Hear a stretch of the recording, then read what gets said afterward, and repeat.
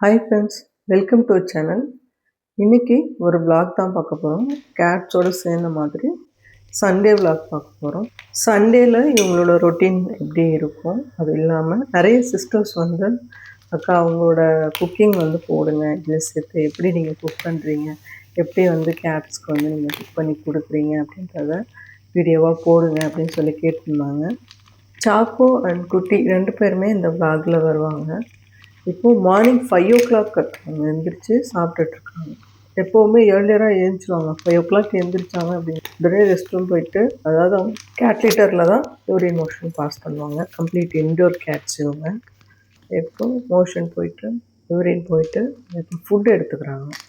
இப்போ சாக்கோ சாப்பிட்டுட்டு இருந்தான். இப்போ குட்டி அது வரைக்கும் வெயிட் பண்ணிகிட்டு இருந்தான். இப்போ அவன் சாப்பிட்டு முடிச்சுட்டு போன பிறகு இப்போ இவன் சாப்பிட்றான் பாருங்கள். லாஸ்ட் டைம் நான் போட்டிருந்தேன், நிறைய பேர் லைக் கொடுத்துருந்தீங்க. லைக் கொடுத்த எல்லா பிரதர் அண்ட் சிஸ்டர்ஸ்க்குமே ரொம்ப ரொம்ப நன்றி.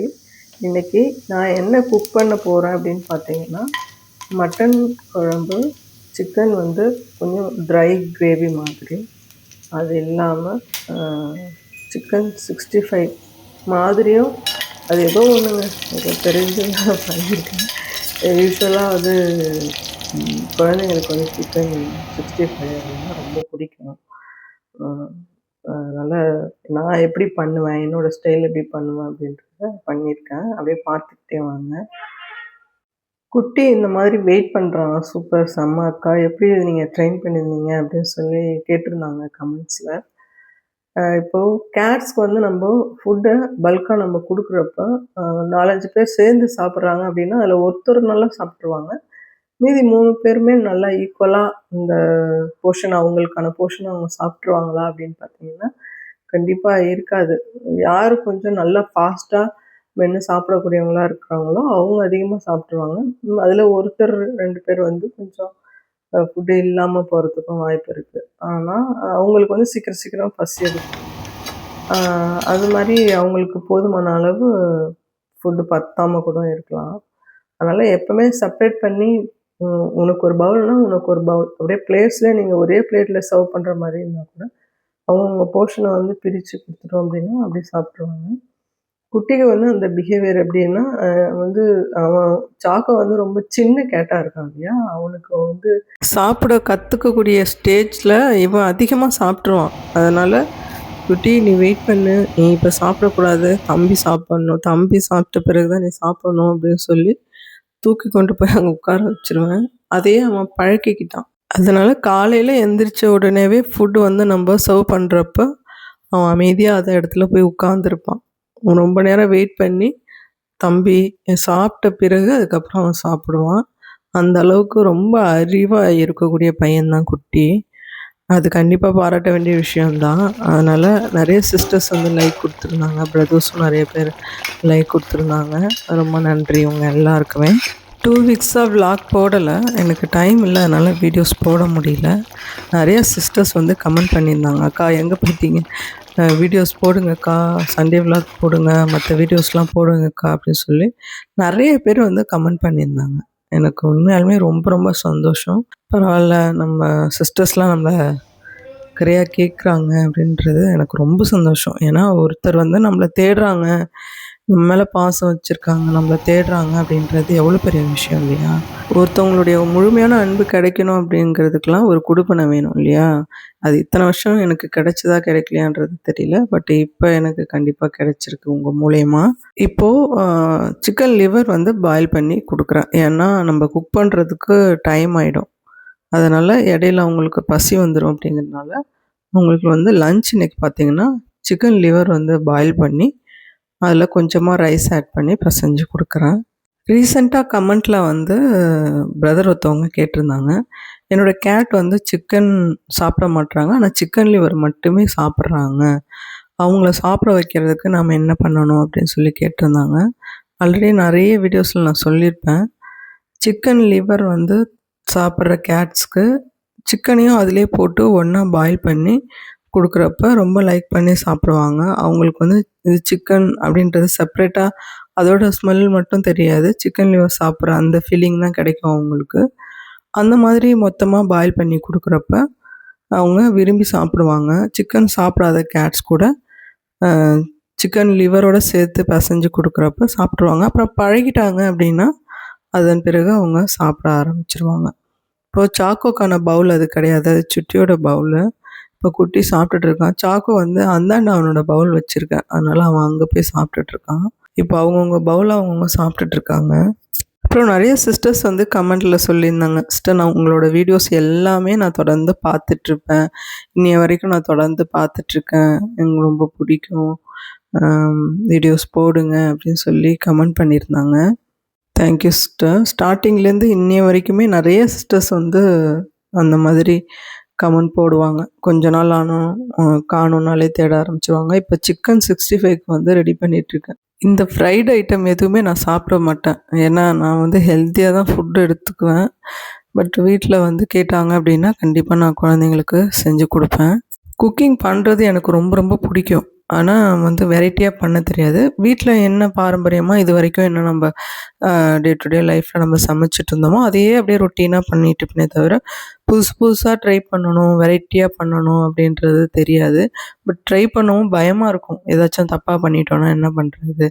எல்லோரும் சாப்பிடாத போயிட்டாங்கன்னா என்ன பண்ணுறது? அப்படின்னு பயம் இருக்கும். அதனால தான் இந்த பட்டை, இந்த தாளிப்பு பொருட்கள் எல்லாமே ஒரு வேளை அதிகமாக போடுறனோ, இல்லை கம்மியாக போடுறனோ, அது எல்லாமே ஒரே கன்ஃப்யூஸ்டாக தான் இருக்கும். பட் ஃபைனலாக நான் குக் பண்ணி முடித்த பிறகு பார்த்திங்கன்னா ரொம்ப ரொம்ப நல்லாயிருக்கும். இது வரைக்கும் வந்து குக்கிங்கில் வந்து சொதப்புனதே கிடையாது. என்ன தெரியுமோ அதை நல்லா பண்ணிட்டு போயிட வேண்டியதான். எக்ஸ்ட்ராவாக எதுவும் ட்ரை பண்ணி சொதப்பி ஏதாச்சும் மாட்டிக்காமல் நமக்கு என்ன தெரியுமோ அதை நீட்டாக பண்ணிட்டு போயிடுவோம் அப்படின்னு சொல்லிட்டு பண்ணிட்டு போயிடுவேன். பட் எல்லாமே நான் ரொம்ப ஹெல்த்தியாக பண்ணக்கூடிய பர்சன் தான். நமக்கு ஒரு விஷயம் தெரியாது, அந்த விஷயம் தெரியாது. ஆனால் அதில் வந்து நம்ம பண்ணணும்னு நினைக்கிறோம் இல்லையா? அதுவே ரொம்ப பெரிய விஷயம் தானே. அதனால் நிறைய பேருக்கு வந்து இந்த மாதிரி விளாக் போடுறது ரொம்ப ரொம்ப பிடிச்சிருக்கு. அவங்க எல்லாருமே லைக் பண்ணி கேட்டதால தான் நான் வந்து இந்த மாதிரி குக்கிங் எல்லாத்தையுமே ஆல்மோஸ்ட்டு வந்து கேட்ஸு, குக்கிங்கு இது எல்லாமே 2மே கவர் ஆகிற மாதிரி நான் இந்த வீடியோஸ் எடுத்திருக்கேன். பொதுவாகவே விளாக்ஸில் வந்து இந்த மாதிரி வரும். இல்லை கம்ப்ளீட் கேட் விளாக் போடுங்கக்கா அப்படின்னு சொல்லியிருக்காங்க. அதுவும் நான் போடுறேன். அப்புறம் ஒரு சில சிஸ்டர் வந்து கமெண்ட் கேட்டிருந்தாங்க. இப்போது எங்கள் ஊர்லலாம் வந்து பெட்டுக்கான மெடிசன் வாங்கக்கூடிய ஷாப்ஸ்லாம் இருக்காது. இப்போ டிவார்மிங்லாம் பண்ணணும் அப்படின்னா எங்களுக்கு வந்து ரொம்ப தூரத்தில் போய் தான் வாங்கிட்டு வரணும். அதுக்கு வீட்டிலலாம் பெர்மிஷன் கொடுக்க மாட்டாங்க. அதனால் நேச்சுரலாக ஹோம்மேடாக நம்ம என்ன ஹோம் ரெமெடி பண்ணலாம் புழுக்கள் அதிகமாக இருக்கிறதுக்கு அப்படின்ற மாதிரி கமெண்ட்டில் கேட்டிருந்தாங்க. வேப்பங்கொழுந்து அது ஒரு 2 கொத்து அந்த மாதிரி எடுத்துக்கிட்டு கொஞ்சமாக மஞ்சள் இதை வந்து நல்லா க்ளீனான மிக்சியில் போட்டு நல்லா கிரைண்ட் பண்ணி வந்து ஒரு உருண்டை அளவுக்கு ஒரு சின்ன நெல்லிக்காய் அளவுக்கு நீங்கள் தண்ணி விட்டு கரைச்சோ இல்லை உருண்டையாவோ வாயில் போட்டு விட்டீங்க அப்படின்னா வயிற்றில் உள்ள புழுக்கள் எல்லாமே இறந்து மோஷன் வழியாக வெளியாகிடும். இது அதிக அளவு கேட்ஸ் இருக்குது, எங்களால் வெட்டினரி ஹாஸ்பிட்டல் போக முடியாது, அந்தளவுக்கு வசதி வாய்ப்பு இல்லை அப்படின்னு சொல்லி கேட்டிருந்தாங்க. அந்த மாதிரி இருந்தாங்க அப்படின்னா இந்த மாதிரி கொடுக்கலாம். மாதத்துக்கு ஒரு முறை, இல்லை அதிக அளவு ரொம்ப புழுக்கள் இருக்குது அப்படின்னா மாதத்துக்கு ஒரு முறை கொடுக்கலாம். அப்படி இல்லைன்னா 3 மாதத்துக்கு ஒரு முறை கொடுக்கலாம். இதனால் எந்த ஒரு பாதிப்பும் வராது. கேட்ஸ்க்கு ரொம்ப ஆரோக்கியத்துக்கு உதவியாக இருக்கக்கூடிய வேப்பங்கொழுந்து, அதே மாதிரி குப்பைமேனி இலை, அது இல்லாமல் குப்பைமேனி வேர் இதெல்லாம் நீங்கள் கொடுக்குறப்ப அவங்களுக்கு வயிற்றில் புழுக்கள் வந்து அதிகமாக உருவாகாது. நம்ம கெமிக்கல் பேஸ்டு மெடிசன்ஸ் கொடுக்கறத விட இது நல்ல ஒரு பயனை கொடுக்கும். அது இல்லாமல் எந்தவித சைடு எஃபெக்டும் இல்லாமல் அவங்கள ஆரோக்கியமாக வச்சுக்கிறதுக்கு ரொம்ப ரொம்ப உதவியாக இருக்கும். ஸோ இதை ட்ரை பண்ணலாம். இது விசுவோட சாப்பாடு. இவனுக்கு வந்து மட்டன் பீசஸ் வந்து ரொம்ப பிடிக்கும். அதனால் ஒரு 5-6 பீஸ் மட்டன் பீஸ் போட்டுட்டு அது இல்லாமல் இந்த போன்லாம் கலெக்ட் பண்ணி அவனுக்கு வந்து ஃபுட்டு கொடுத்தாச்சு. இவங்களாம் வளர்க்குறதுக்கு முக்கிய காரணமே வந்து மன நிம்மதிக்காக தான். ஏன்னா நமக்கு வாழ்க்கையில் எது கிடைக்குதோ இல்லையோ மன நிம்மதி முக்கியமானது ஒன்று இல்லையா? அதனால் மன நிம்மதி தேடி தான் இந்த விசுவெல்லாம் வளர்க்குறது. விசுவெல்லாம் வந்து சுத்தமான நாட்டு நாய் தான். அவன்லாம் வளர்க்குறப்ப ரொம்ப சந்தோஷமாக இருக்கும். சரி ஓகே, இன்னொரு உயிர் நம்ம வீட்டில் வளர்ந்துட்டுருக்கானே அப்படின்ற மாதிரி. இப்போ இவங்கெல்லாம் பார்த்திங்கன்னா சாப்பிட்டுட்டு நல்ல தூக்கம். எப்படி சாப்பிட்டுட்டு நல்ல தூக்கத்தை பாருங்கள். என்ன பண்ணாலுமே தெரியல, அந்தளவுக்கு ஆழ்ந்த உறக்கத்தில் இருக்கிறாங்க.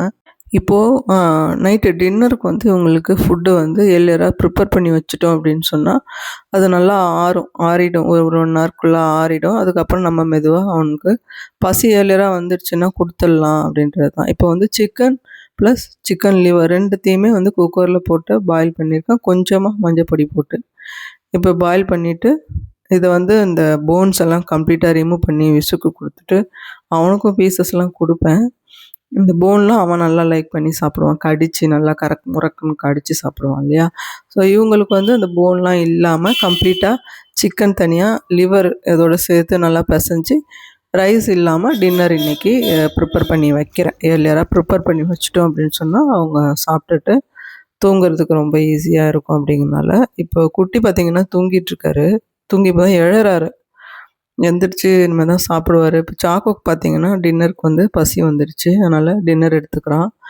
இப்போ மேக்ஸிமம் வந்து சாக்கோ அண்ட் குட்டி எல்லாமே நைட்டு ஒரு 11 தூங்கிட்டு காலையில் எந்திரிக்கிறவங்க தான். இடையில எந்திரிக்க மாட்டாங்க. அதனால் அவங்களுக்கு பசி வராமல் இருக்கணும், நல்லா தூங்கணும் அப்படிங்கிறதுக்காக டின்னரை வந்து ப்ராப்பராக கொடுத்துறது. ஏர்லியராக கொடுத்துட்டோம் அப்படின்னு சொன்னால் சீக்கிரமாக தூங்கிடுவாங்க. நம்ம லேட்டாக கொடுத்தோம் அப்படின்னு சொன்னால் தான் நைட்டில் அவங்களுக்கு வந்து தூக்கம் வந்து டிஸ்டர்ப் ஆகும். அந்த அளவுக்கு அவங்களுக்கு ஃபுட்டு வந்து ரொம்ப முக்கியம் பெட்ஸுக்கு. அதனால் இப்போ ஃபுட்டு சாப்பிட்டுட்ருக்கான். கமெண்ட்டில் கேட்டிருந்தாங்க இல்லையா அந்த பிரதர், இந்த மாதிரி நீங்கள் கொடுத்தீங்க அப்படின்னு சொன்னால் லிவரோட ஸ்மெல்லும் இருக்கும், சிக்கனோட ஸ்மெல்லும் அவங்களுக்கு அவ்வளோவா தெரியாது. ஸோ லைக் பண்ணி சாப்பிடுவாங்க. சிக்கன் லிவர் மட்டுமே நான் சாப்பிடுவேன்னு அடம் பிடிக்கக்கூடிய பெட்ஸுக்கெலாம் இந்த மாதிரி நீங்கள் ட்ரை பண்ணலாம். இந்த வீடியோ உங்களுக்கு ரொம்பவே பிடிச்சிருக்கும் அப்படின்னு நம்புகிறேன். வீடியோ பிடிச்சிருந்ததுன்னா மறக்காமல் வீடியோவுக்கு லைக் கொடுங்க. இது வரைக்கும் நம்ம சேனலை சப்ஸ்கிரைப் பண்ணலன்னா மறக்காமல் சப்ஸ்கிரைப் பண்ணி தொடர்ந்து சப்போர்ட் பண்ணுங்கள். இது வரைக்கும் நம்ம சேனலை சப்ஸ்கிரைப் பண்ணி மறக்காமல் சப்போர்ட் பண்ணிகிட்ருக்கக்கூடிய எல்லா நல்ல உள்ளங்களுக்கும் ரொம்ப ரொம்ப நன்றி. தேங்க்ஸ் ஃபார் வாட்சிங் and thanks for your support.